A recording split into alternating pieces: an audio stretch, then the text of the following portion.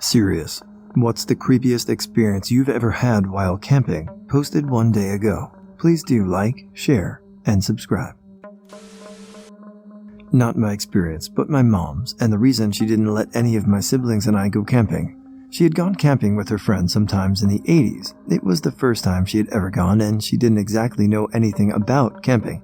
The way she tells it, her friends picked the most isolated place in the woods that they could, so they could drink, underage, without anyone coming along to check on them. After partying until about 1 in the morning, they decided to go down for the night. My mom woke up and had heard some noises and shook her friend awake as she was scared. Her friend just assured her it was animals and normal and to go back to sleep, so she did. The next morning, they woke up to large boot prints circling around their tent and campfire. The footprints came from the woods and left in the same direction. They couldn't trace it further because of the foliage. They packed up and left that day even though they were supposed to be there for a week. Apparently, they weren't the only ones this happened to, and boot prints were found a number of times over the next 2 years. No one was ever caught doing it.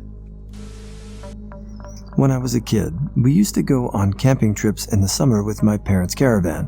One year, my sister and I decided that we wanted to sleep in a small tent instead, which was set up directly in front of the caravan. We didn't even make it one night. Every now and then, the both of us clearly heard the sound of something rubbing against the tent. We were scared shitless because we thought someone was walking around our tent. I don't remember how we got out of the tent. I guess we started screaming for our parents at one point or something. My father took a look around and we tried again, but after a while heard the same sounds again. We ended up sleeping in the caravan anyway. A few days later, we still didn't want to sleep in the tent, so my father started to disassemble it. Turns out, some animals built tunnels directly under the tent and in doing so, rubbed against the bottom wall. We didn't notice anything because we were lying on inflatable mattresses. We only heard the sounds of them rubbing against the wall. It's pretty funny now, but damn, we were creeped out at the time. Was out camping with a cousin of mine, and I was asleep in my tent. In the middle of the night, I felt something touching and slithering in me. I ignored it at first, believing that I was still home and it was my brother or some shit. But then when I finally realized where I was and opened my eyes, it was a caterpillar. Scariest shit I've experienced in my whole life. My girlfriend at the time and I went camping 5 hours away from home for her birthday/our anniversary. We made the trip the day after a big storm passed through. We left town early and got there in the early afternoon. The guy at the entrance to the campgrounds mentioned there was no one else staying there this weekend. We were like, oh, this is gonna be sick. First, we drove down these long pathways to our designated area. As you got closer to it, the road narrowed. So basically, you had to back out to get out.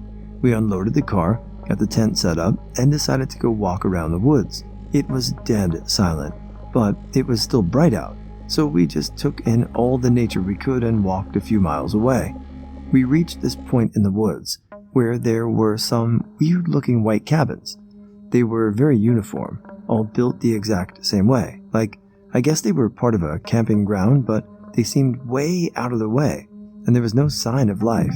It felt eerie to be at, like we shouldn't be there. So we turned around and walked back. We took a breather in the tent, then tried to start a fire in the fire pit.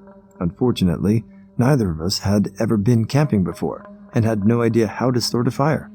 We had bought some of those self-lighting logs from Walmart and some lighter fluid, but everything else around us was soaked to the bone from the rain that had passed through the day before.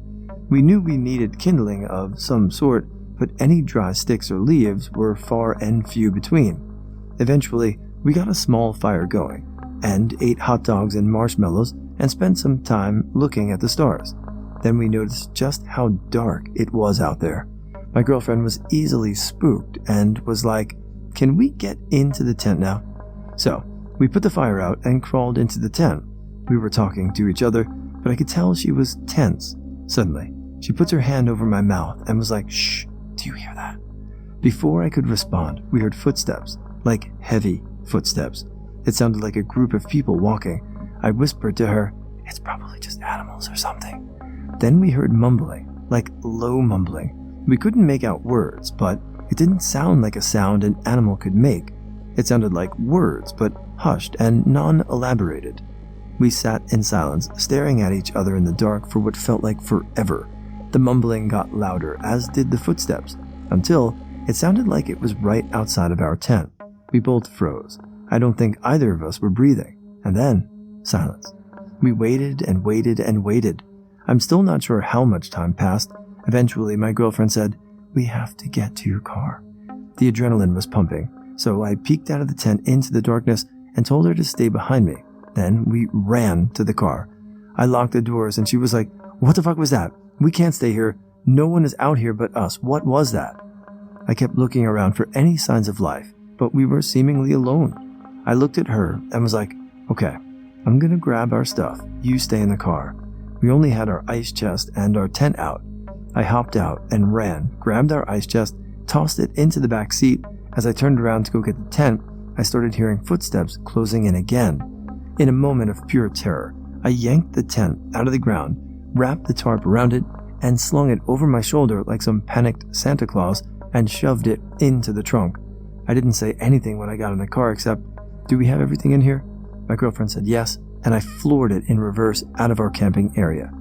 Then we came to a fork in the road that went in like 6 different directions. I asked my girlfriend if she remembered which path we came down to get in here, and she told me she didn't know. We chose a random one and ended up in a different camping spot. I cursed under my breath and slammed it into reverse again. Then I noticed from the angle we had exited from, I could see the main path back to the gate thanks to a small sign behind an overgrown bush. As we hightailed it out of there, I noticed there was a single small green light out in the woods to our right, near where our designated spot was. We drove the entire 5 hours back to our hometown and fell asleep on my girlfriend's parents' couch at around 4 a.m. We never talked about that trip ever again, and I haven't had any desire to camp since, LOL. Woke up to a deep, gruff breathing sound outside my tent and a terrible smell. I froze solid, but eventually had the courage to look through the rainfly, and sure enough, there was a big old black bear, less than 3 yards away from where I was sleeping. Eventually, he wandered off. Thankfully, we hung our food bags on the other side of the campsite, and he wasn't able to get to them. Seeing a bear that close makes the hairs on your neck go up fast. When I was in high school, my friends and I went out to a really remote spot in the mountains to camp. Just to get there, you needed a pretty serious off-roader. It was about 30 miles up a super rough road. There were river crossings, huge boulders in the road, and tons of sand pits. This road took us all day, and all day we didn't see a single other person. No one passed us. We didn't see anyone camping, nothing. At one point, one of my friends noted it looked like no one had ever driven on the road in a while, which was weird because this was in Colorado, and roads and trails like this are really popular. Something worth pointing out, this road led into a box canyon, which is basically nature's cul-de-sac. The road we were on was the only road in and the only road out. All around us were massive cliffs, and another thing, we were deep in the mountains, far from any cell service. On top of that, we were in a box canyon, which, even if you're next to a city, never has service. All that said, we eventually got to that spot and set up camp. Every time we went camping, we played Capture the Flag. This trip was no exception. We waited for it to get dark, then started. In the middle of the second round, me and one of my friends on my team hop up on the road, which ran parallel to the area we were playing in. It seemed like a good way to get around the other flag. Walking down the road, we began to see a glow coming toward us. Our first thought was it was another 4x4 coming toward us, but as it got closer, we realized it was a young woman holding up her phone, looking for service. She was still at a distance, but we could tell she was panicky. She was rushing and stumbling at the time. She didn't seem drunk. It was weird. We called out, "Hello?" No response, but it wasn't just that she ignored us. It was more like she didn't even realize we were there. We tried again. "You okay?" Nothing. As she's passing us, we realize she's crying. Again. "You okay?" She stumbles right past us, never showing a single sign that she saw us, the whole time just looking at her phone for service. My friend and I are frozen. We watch her go, still stumbling, still crying. She rounded a turn, then disappeared. I yell out to everyone else to meet back at camp. We do. I tell them what we saw. and I'm not proud to admit this because it seemed like she needed help, but we got creeped out. We said we'd stay and camp that night, and in the morning we'd go looking. The first thing we do in the morning is decide that there must be some other people camped down the road. They must know her. So we go down to the end of the road. There's no sign of anyone. Then we decide to go to the entrance of the road and look for the woman. So we drive to the entrance, which took all day. Nothing. I still feel guilty for not trying harder to help her, but thinking about how she got in that position, it just doesn't make sense. She didn't look like a hiker. She had only regular jeans and a sweater. If she had gotten in the canyon from the other side, it would require technical descent. She would have needed gear, and she didn't even have a backpack. We were pretty sure we were the only ones that had driven down that road in a while, so it's not like someone dropped her off or left her. And the whole time we saw her, she was holding up her phone looking for service. If she knew the area at all, she would have known there was no way she was going to find service. I don't know what to make of it, but I do know that the image of that woman stumbling in the dark, crying, has been seared in my brain ever since. A few years back, I went on a camping trip with my boyfriend, my friend, and her boyfriend. We ended up setting up in a clearing at the end of an old abandoned logging road inside of a national park. I didn't grow up camping, and this was actually my first ever trip, so I was already a little bit uneasy being out in the middle of the woods. The first night was fine and dandy. The second night, however, something occurred that still gives me chills whenever I think about it. There were a lot of noisy bugs buzzing around at this spot, and just the usual sounds of nature. We were also located near a small stream, so there was constant background noise. I woke up in the middle of the night and needed to pee, and once I got settled back into my tent, everything went dead silent. I don't know how else to explain it other than all sounds just abruptly stopped. I was instantly frozen with fear, because my lack of any sound felt incredibly unnatural. After a few minutes of this, I heard what sounded like something being dragged around right outside our tent, but aside from that, everything else was still pretty much silent. I must have been up for an hour or two, too scared to even wake up my boyfriend, but eventually I was able to somehow fall asleep. The next morning when I woke up, there were 3 smiley faces drawn in the dirt in various spots around our site. My friend and her boyfriend swear up and down that it wasn't them. Plus, I'm pretty sure I would have heard them unzipping their tents because I was already aware, and with the abrupt silence, there is no way I wouldn't have noticed them getting up. I also heard 0 footsteps or anything approaching our site, just that soft dragging sound. Wasn't a great experience for someone who'd never gone camping before then. I think I have the creepiest story. We used to have a stationary caravan on a campground right at the northern sea. The campground was very, very small. There were like 40 to 50 caravans stationed there and a few empty slots for people with tents. We stayed there for holiday one year and for some reason left a day earlier than we had planned.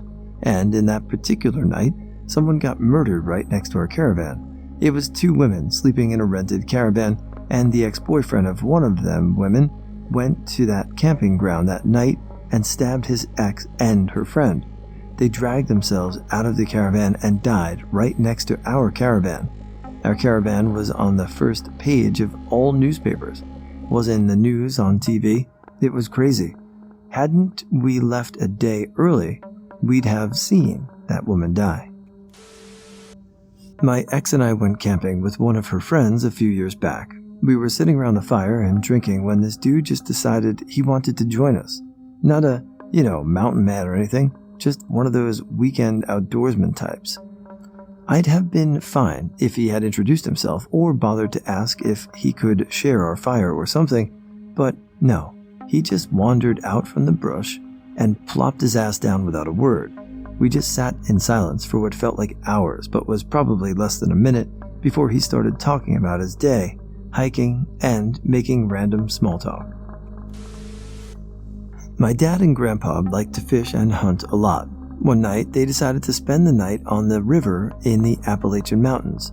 It was really late, and they said that they heard these awful screams coming from the woods on the opposite side of the river. He said it was inhuman and definitely not a mountain lion or anything like that. He would know.